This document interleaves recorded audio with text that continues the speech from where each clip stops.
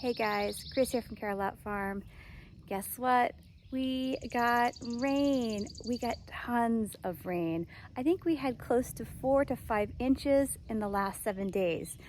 Things are looking great, and I do want to show you around because I don't know how long this lovely greenness will last, but it's pretty glorious right now. Starting with Timber's fields here, you know, everything is nice and green, and I just feel like there's a darker depth to the color now. It was this yellow green before the rain, and now we have a nicer, healthier green. We are very hopeful that after all of this rain, the ground will be significantly softer and easier to dig. It had gotten really hard, and I'm not gonna lie, it was pretty challenging to put these last few posts in.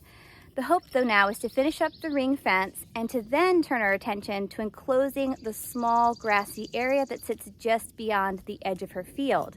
That would then give her additional turnout and more grass as we head towards the summer months. This was the first really big rain since we built Timber's run-in, and you can see everything is nice and dry underneath. It's a little muddy right here at the entry point. This is also the lowest corner, but again, I'm pretty happy with how things worked. That was Timber. She's come over to say hello. I think she's ready for fly spray and her mask. I'll get to that in just a minute. She's finished her breakfast, but I want to show you one more thing about her run-in, and I think this was a big help in keeping everything dry. The highest ground under the run-in is in that far corner and along the back wall, which means the ground is sloping down towards me here and towards the grass.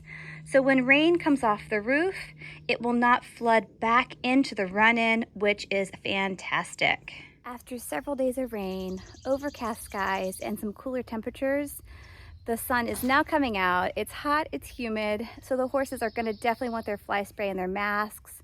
They really didn't need their masks nor the spray because there was a good breeze blowing, but things are a bit still this morning, and I know Timber is eagerly waiting. Now that Timber got her fly spray and her mask, she is now happily walking off to graze. She was so funny. She just kept hanging around, kind of pacing at the gate, wanting my attention because I think she knows how well this stuff works. Now that she's happy as a clam, I'm gonna go give Lady some spray, put her mask on, and then I wanna show you around the back of the farm because things are green everywhere. Before I go and put Lady's mask on, I wanna show you her run-in situation. It's not as ideal as Timber's.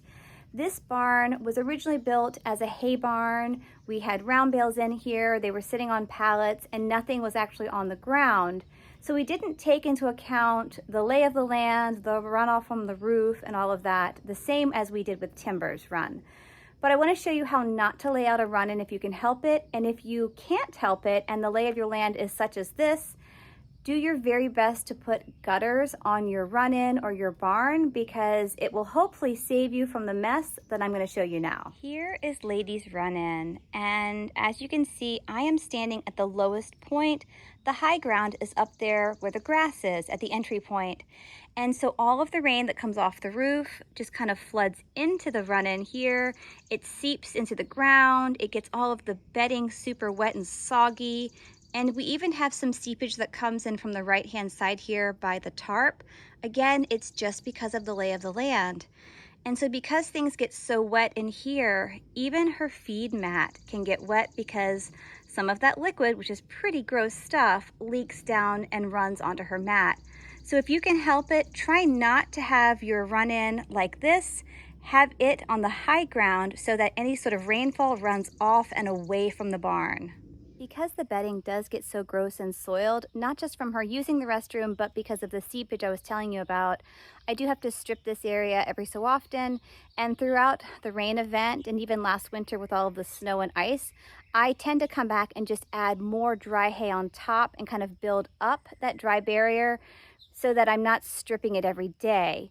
Again, it's not ideal, but if you can help it, again, don't have your low ground underneath your run-in. Try to have it on the outside, if at all possible.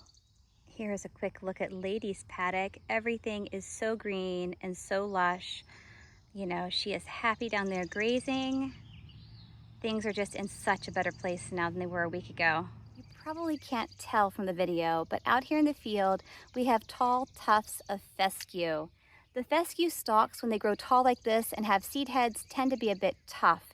And for a horse-like lady who is older, whose teeth are not fantastic, she is not going to come back and mow these down. She eats around them. So I need to come back now with the mower, give her field a little cut here and there, and then all of those seed heads that are on the fescue hopefully will then fall to the ground and perhaps, if we're lucky, regenerate and grow more fescue. So if your field is like ours and it's not too dry and crispy and you have these tall tufts of grass, now's a pretty good time to come back and mow them. Now Lady has her mask. I'll say one more thing about fly spray. If I can't find the piranha, I went to Dover the other day and sadly they're closing. I was so bummed. They were all out of piranha in the store, and so I bought something different. I bought the Repellex concentrate. It was the blue bottle. I've used that before. It's not as good as piranha, but my piranha bottle that was empty is still in such good shape that I just use that as my new fly spray. But Repellex, the blue bottle, is my second favorite fly spray. Here is a look at the lower side paddock. This is where the boys had been grazing before the rain. I'm going to give it a few days to dry so they don't tear the ground up, but there is a fair amount more grass out here as well, which is just a wonderful thing. And Sweetheart's field, well, it's no different. Everything on the farm is looking so much better after having all of that rain. Now, Sweetheart's allergies have been doing better, but we'll have to keep a close eye on her because now that it has been wet for about a week or more, there is a chance that we could have mold spores and other things that could trigger an asthma attack. But so far, so good. My little boys, they are funny. They like to climb on the bridge here. It's just there as a resting spot. But Rocky was the first one, and now Shenanigans will just bravely climb on top and walk over. He's so funny. They definitely want to come in for their morning hay now. Let's see if he steps down. What a good boy. Believe it or not, after all of that rain, this is one of the only places on the farm that we have puddles here in the ring where the boys graze. Thank you so much for joining me today for this video. I was really happy to show you around and show you just how green and how happy things are here on the farm. We had tons of rain over the last several days. I think it was close to a week of rain and we needed it so badly. The rain fortunately started off though as a very gentle, steady rain the first few days. And then we had some periods of dryness so it could soak in before we got more, which was perfect, exactly what the ground needed. Now yesterday we had a few thunder showers come through and those cells dropped, I'm gonna say 1 inch to 1.5 inches in total. We actually got poured on yesterday, and that's the rain that you see sitting on top in areas. We do have a few puddles around the farm, but those too will soak in before long. I hope you got rain wherever you are. Check back soon. We'll keep you posted on things here on the farm, and we hope to see you in the future. Bye, guys.